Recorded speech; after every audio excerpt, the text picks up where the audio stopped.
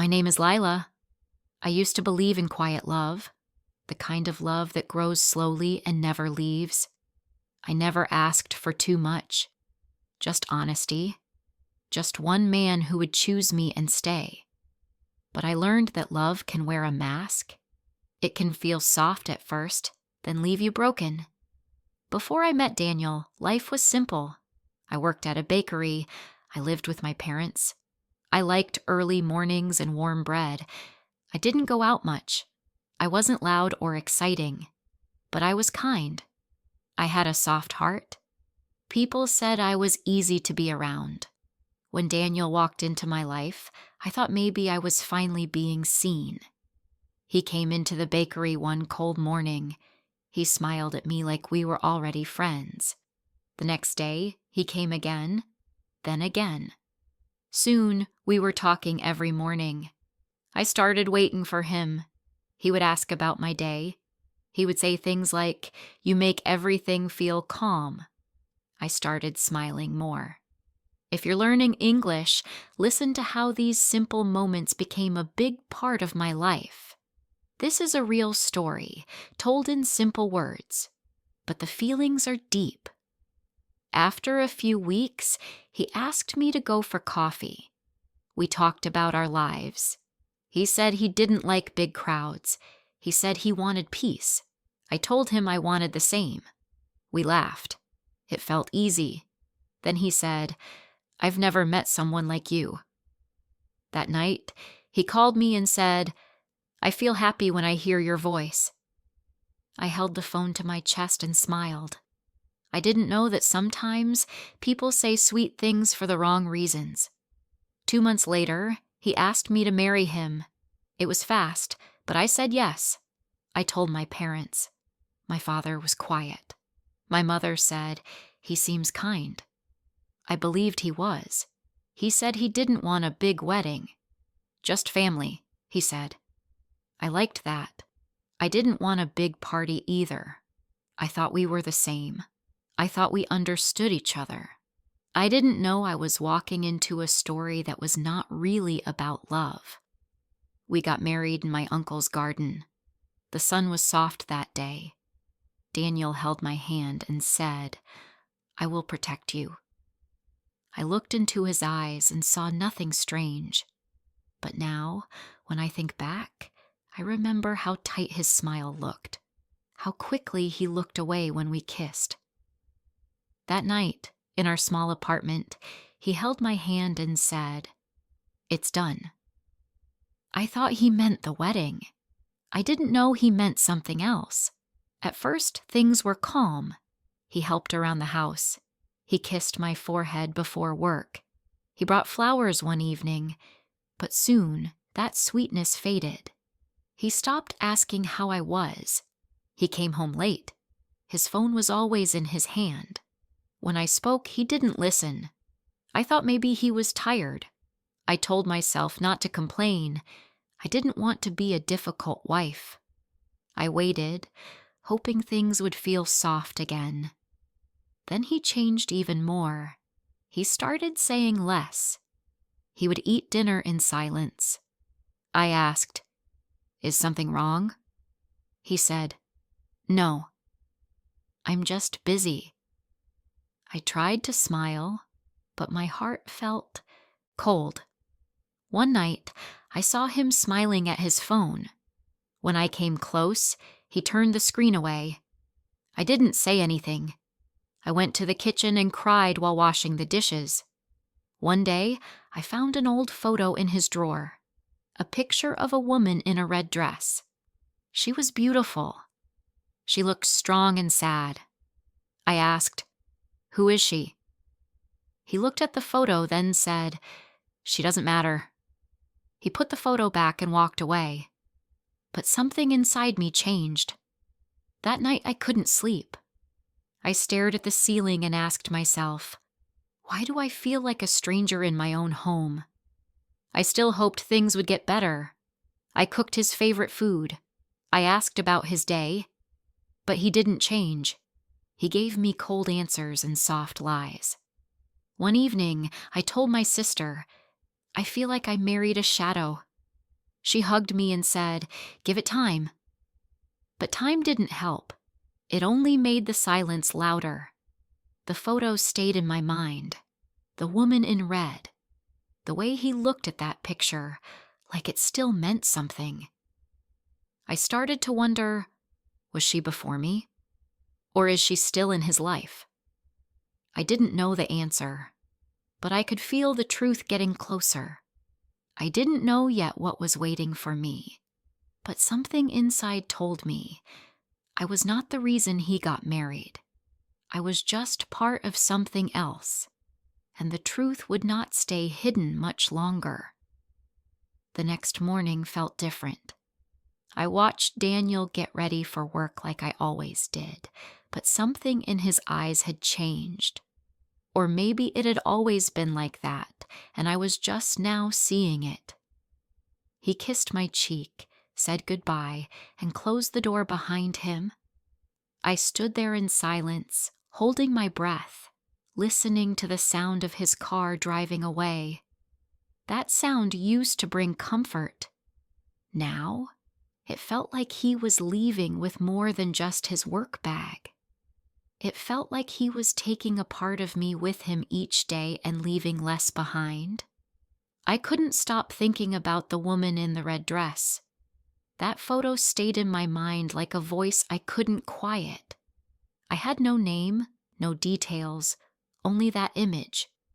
But my heart kept whispering, she matters. I didn't want to be the kind of wife who searched through her husband's things, but I was already walking in shadows. One evening, when Daniel was in the shower, I picked up his phone. My hands shook. My chest felt tight. I didn't want to find anything, but I needed to know. The screen was locked, of course. He never used to lock it. That said enough.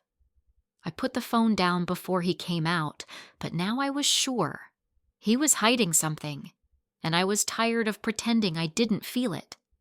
Days passed, and I tried to hold on. I smiled when he walked in. I made his favorite tea. I asked about his day, but his answers were short, his eyes elsewhere.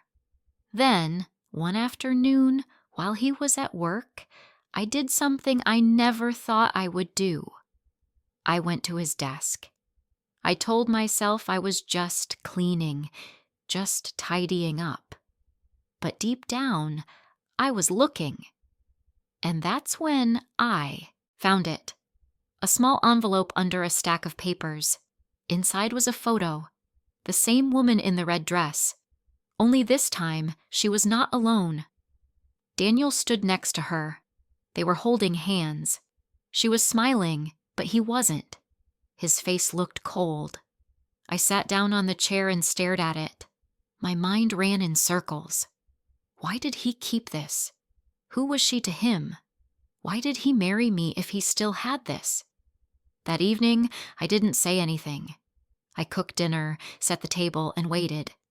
When Daniel walked in, he looked tired. He didn't even notice the photo sitting on his plate. When he finally saw it, he froze. He didn't move, didn't speak, just stood there staring at it. I asked softly, "Who is she, Daniel?" He didn't look at me. He just said, "You weren't supposed to see that." My voice was shaking, but I tried to stay calm. "Tell me the truth. Who is she?" He pulled out the chair and sat down slowly. Then he looked at me with eyes that felt colder than winter. "She's my past," he said, "and my reason." I didn't understand. "Your reason for what?" I asked. Daniel took a deep breath. He leaned back and looked at the ceiling like he was tired of carrying a heavy story. "Her name is Sarah," he said. "We were together for 4 years. She left me. She chose someone else, a richer man. She broke me. She said I wasn't enough, and she walked away." His voice was flat. No pain, just facts. I felt a knot in my stomach. "So why did you marry me?" I asked, even though I didn't want to hear the answer. He looked straight at me then, and his next words felt like ice. Because she still lives in this town. I wanted her to see me happy. I wanted her to see I moved on, that I found someone better. I blinked, trying to understand. So I was just, your plan? Your way to hurt her? He didn't deny it. He didn't say sorry. He just looked down at his plate and said nothing. My body felt heavy. My heart felt like glass. I stood up slowly. Did you ever love me? I asked. Silence. That silence was louder than any answer. I walked into the bedroom and closed the door. My legs were shaking. I sat on the edge of the bed and stared at the floor. Everything felt like a lie. Every kiss, every sweet word, every morning he smiled at me, all of it was fake. I wasn't his piece. I was his weapon. That night, I didn't cry. I just sat there in the dark, trying to breathe. My heart felt numb. I thought of every moment we shared and how each one now felt like a trick. I remembered how he used to say, "You make me feel calm." But now I knew I wasn't calm. I was convenient. I was easy to use. I was nothing to him, not really, just a part of his show. In the days that followed, we barely spoke. He went to work. I stayed home. I couldn't look at him the same way. I couldn't cook for him or smile at him. I didn't know what to do. I wasn't ready to leave, but I couldn't stay and pretend either. One morning, I opened the closet and saw my wedding dress. I touched the fabric. It felt cold, just like his words, just like his heart. I thought I had found love, but I was just part of his story, a story that wasn't even mine. I didn't know what my next step would be, but I knew one thing. I deserved to be more than someone's plan for revenge. I deserved to be loved for real, not used, not forgotten, not placed beside an old photo like I didn't matter. The house felt different after that night. It was still the same place, the same walls, the same furniture, but everything now felt empty. I could still hear the clock ticking in the living room, but it sounded louder, almost too loud. Every small sound became a reminder of the silence between us. Daniel moved through the house like a stranger. We didn't fight. We didn't talk. We just walked past each other like people waiting for something to end. I tried to act normal at first. I woke up early, made breakfast, cleaned the kitchen, but everything felt cold.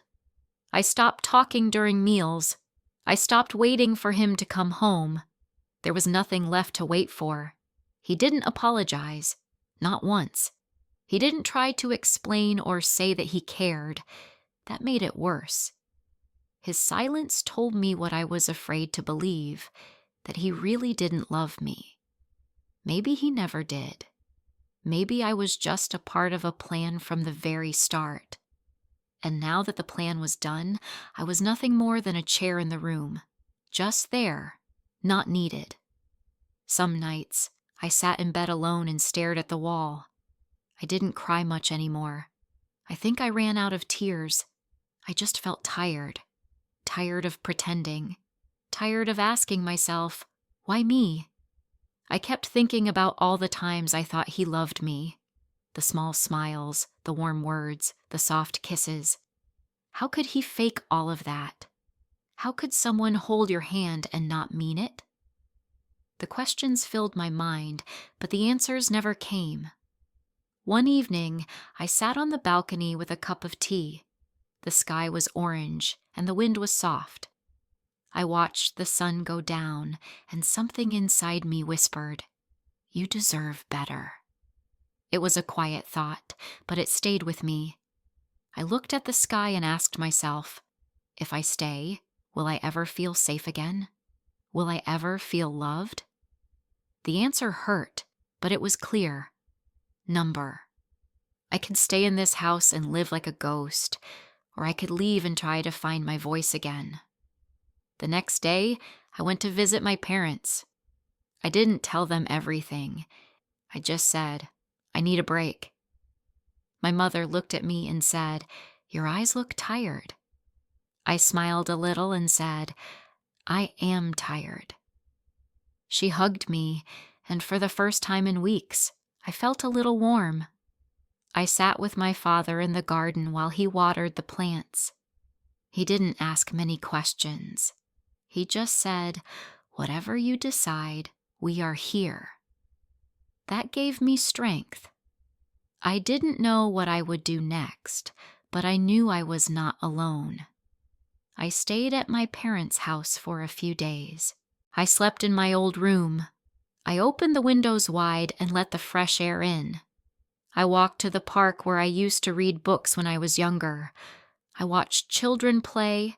I watched couples walk by. It made me sad at first, but then I started to notice something else. I was still breathing. I was still alive. The pain didn't take that from me. I still had myself, even if I felt broken. During one of those quiet afternoons, I wrote a letter to Daniel. I didn't plan to send it. I just wanted to write. I wrote everything I couldn't say out loud. I told him how much I believed in him, how much I gave, how much it hurt to learn the truth. I wrote that I was not his mistake or his tool. I was a woman who wanted real love. I wrote that I didn't hate him, but I couldn't stay with someone who chose revenge over love. When I finished the letter, I folded it and placed it in my bag. It felt good to take those words out of my heart and put them somewhere else. On the 5th day, I returned to the apartment. I walked in, and Daniel was sitting on the couch. He looked at me, but he didn't stand. He just said, "You left." I nodded. "Yes," I said, "and now I've come back for my things." His face didn't change. He didn't ask me to stay. He didn't look surprised. That told me everything I needed to know. I went to the bedroom, opened the closet, and started packing. I took my clothes, my books, and my favorite cup. I moved slowly, but I didn't stop. Before I left, I placed the letter on the table. Daniel looked at it but didn't touch it. I said, "This is the last time I'll be here." He nodded. "I know." I stood at the door and looked around one last time. The apartment felt smaller now, or maybe I felt stronger. I stepped out and didn't look back. I moved back into my parents' house. It wasn't easy. Some days I still felt broken. Some nights I still woke up crying. But little by little, I started to feel like myself again. I started working part-time at a small cafe. I met people who smiled with their eyes, people who didn't hide things. I started reading again. I started walking every morning. I stopped checking my phone for his messages, because there were none, and I didn't need them anymore. One day, while serving coffee, I heard someone say, "You have a peaceful smile." I turned and saw a young woman looking at me. I thanked her. I smiled back, and I meant it. That night, I looked in the mirror and saw someone new. Still soft, still kind, but stronger. Not because I was never hurt, but because I learned how to stand again. Daniel was part of my story, but he is not the whole story. He married me to hurt someone else. But I will not let that be the only thing I remember. I will remember that I left. I will remember that I found peace again. And one day, I will love again. Not for revenge, not for show, but for real.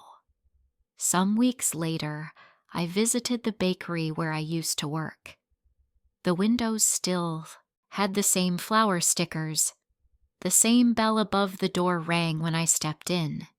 The smell of fresh bread wrapped around me like an old blanket.